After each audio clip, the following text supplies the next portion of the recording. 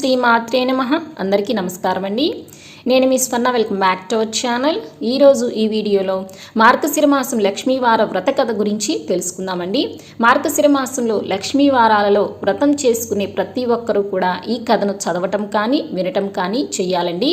పూజ పూర్తయిన తరువాత ఈ కథను చదివితేనే పూజకు తగిన ప్రతిఫలం అనేది మనకి కలుగుతుంది. ఈ కథను చదివేవారు వినేవారు ప్రతి ఒక్కరూ కూడా చేతిలో కొన్ని అక్షంతలను ఉంచుకొని ఈ కథని చదవటం ప్రారంభించాలి.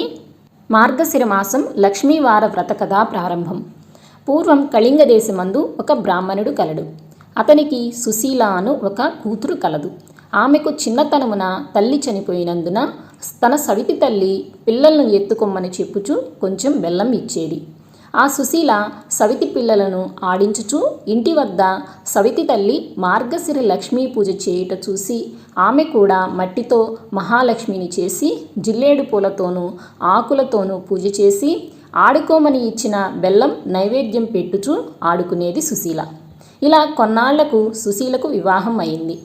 అత్తవారింటికి పోవచ్చు తాను తయారు చేసుకున్న లక్ష్మీదేవి మట్టి బొమ్మను తీసుకువెళ్ళింది. ఇలా వెళ్ళిన వెంటనే కన్నవారు నిరుపేదలయ్యారు. ఈమె ఇంట అష్టైశ్వర్యాలను అనుభవిస్తూ ఉంటారు. పుట్టింటి వారు కటిక దరిద్రులైన సంగతి తెలుసుకుని సుశీల చాలా బాధపడుతుంది. తల్లి దరిద్రమును భరించలేక కొడుకుని పిలిచి, నాయనా, నీ అక్క ఇంటికి వెళ్ళి ఏమైనా డబ్బు తీసుకురమ్మని చెప్పి పంపించింది. సుశీల ఇంటికి తమ్ముడు వెళ్ళి వారి దరిద్రం గురించి చెప్పాడు. దరిద్రమును తెలుసుకున్న సుశీల ఒక కర్ర నిండా వరహాలు పోసి అతనికి ఇచ్చింది. ఆ చిన్నవాడు కర్రను పట్టుకుని వెళుతుండగా దారిలో కర్ర వదిలి వెళ్ళిపోయాడు. ఆ కర్ర ఎవరో తీసుకుని వెళ్ళిపోయారు. ఇంటికి వెళ్ళిన కొడుకుని తల్లి ఏమి తెచ్చావు అని అడుగగా ఏమీ తేలేదు అని చెప్పాడు. మన దరిద్రం ఇంతే అని అనుకున్నారు. కొంతకాలం తరువాత సుశీల తమ్ముని పరిస్థితిని అడిగి తెలుసుకున్నది. వారి దరిద్రంలో ఎటువంటి మార్పు రాలేదని తెలిసి ఒక చెప్పుల జత తెప్పించి వాటిలో వరహాలు పోసి కుట్టించి వాటికి గుడ్డ చుట్టి తమ్మునికి ఇచ్చి అది తీసుకువెళ్ళి తండ్రికి ఇమ్మని చెబుతుంది. సరే అని తీసుకువెళ్ళి మార్గం మధ్యలో దాహం వేసి ఒక చెరువు గట్టున చెప్పుల మూటను పెట్టి నీరు తాగి వచ్చేసరికి ఎవరో వాటిని తీసుకుని పోయారు. జరిగిన విషయం తల్లికి చెప్పాడు. తల్లి జరిగిన దానికి బాధపడి మన దరిద్రం ఇలాగెందుకు ప్రాప్తించిందో అనుకున్నది. మరలా కొన్నాళ్లకు కొడుకును పంపిస్తూ ఈసారి అయినా జాగ్రత్తగా తీసుకురమ్మని చెబుతుంది. అక్కకు పరిస్థితి ఇదివరకు ఉన్నట్టే ఉందని చెప్పాడు. అప్పుడు సుశీల ఒక గుమ్మడి పండు తెప్పించి తొలిచి దాని నిండా వరహాలు నింపి ఆ పండు అమ్మకి ఇమ్మని చెబుతుంది. సరే అని తీసుకువస్తుండగా సాయం సమయంలో ఒక చెరువు వద్దకు వచ్చి దానిని గట్టు మీద ఉంచి సాయం సంధ్యావందనం చేస్తూ ఉన్నాడు. ఇంతలో ఒక బాటసారి పండు బాగుందని పట్టుకొని వెళ్ళిపోయాడు. ఆ కుర్రవాడు గట్టు మీదకు వచ్చి పండు వెతకగా పండు లేదు.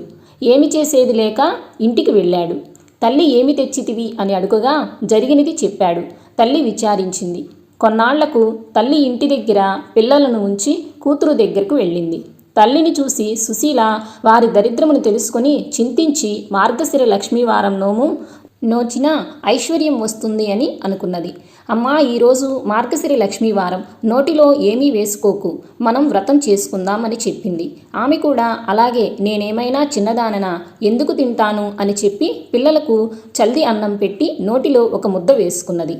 కూతురు వచ్చి అమ్మా స్నానం చేయి, మనం వ్రతం చేసుకుందాం అన్నది.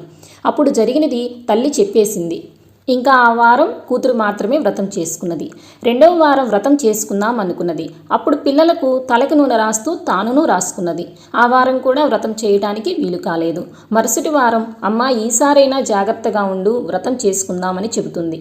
పిల్లలకు తలదువ్వుతూ ఆమె తలదువ్వుకొని వ్రతం చేయలేకపోయినది. కూతురు మాత్రమే చేసుకున్నది. 4వ వారం ఈసారైనా చాలా జాగ్రత్తగా ఉండమని చెప్పి సుశీల తల్లి ఈ పని చేయకుండా ఉండటానికి ఒక గోతిలో కూర్చోబెట్టింది. పని అయిన తరువాత అమ్మను తెచ్చుకుని వచ్చి స్నానం చేస్తే పూజ చేసుకుందామని పిలవగా తల్లి పిల్లలు అరటిపండు తిని నేను కూర్చున్న చోట అరటి తోలు వేశారు, నేను తోచక అది తిన్నా అని చెప్పింది. అయ్యో అని తలచి కూతురు పూజ చేసుకుని 5వ వారం మార్గశిర లక్ష్మీవార వ్రతం, ఆఖరి వారం. అప్పుడు సుశీల తల్లిని తన కొంగు కట్టుకుని పని పూర్తి చేసుకుని తల్లిచే స్నానం చేయించి వ్రతం చేయించింది. పూర్ణం కుడుములను తల్లిచి నైవేద్యం పెట్టించింది. కానీ మహాలక్ష్మి దూరంగా వెళ్ళిపోయింది. ఏమి అమ్మా అలా వెళ్ళిపోతున్నావు అని అడగగా, నీ చిన్నతనంలో నీవు బొమ్మలతో ఆడుకుంటుంటే మీ అమ్మ చీపురుతో కొట్టింది, అందుకే అని చెప్పింది. అప్పుడు తన తల్లి చేసిన దానికి క్షమించమని ప్రార్థించింది. మళ్ళీ నీ తల్లిచే వ్రతం చేయించమని అదృశ్యమైనది మహాలక్ష్మి.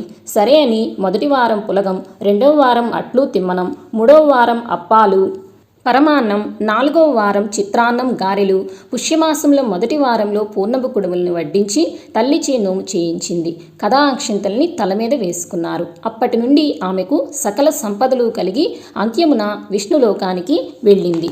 కథలోపమైన వ్రతలోపము కారాదు, భక్తి తప్పినను ఫలము తప్పదు. మార్గశిర మాస లక్ష్మీవార వ్రత కథ సమాప్తం. చేతిలో ఉన్న అక్షంతల్ని కొన్ని అమ్మవారి ముందల ఉంచి మరికొన్ని మన శిరస్సుపై వేసుకోవాలి. సో ఇదండి ఇవాల్టి ఈ వీడియో కనుక నచ్చినట్లయితే లైక్ చేయండి, షేర్ చేయండి, అలాగే మన ఛానల్ని సబ్స్క్రైబ్ చేసుకోండి. మరొక కొత్త వీడియోతో మళ్ళీ కలుసుకుందామా మరి. Thank you for watching my videos.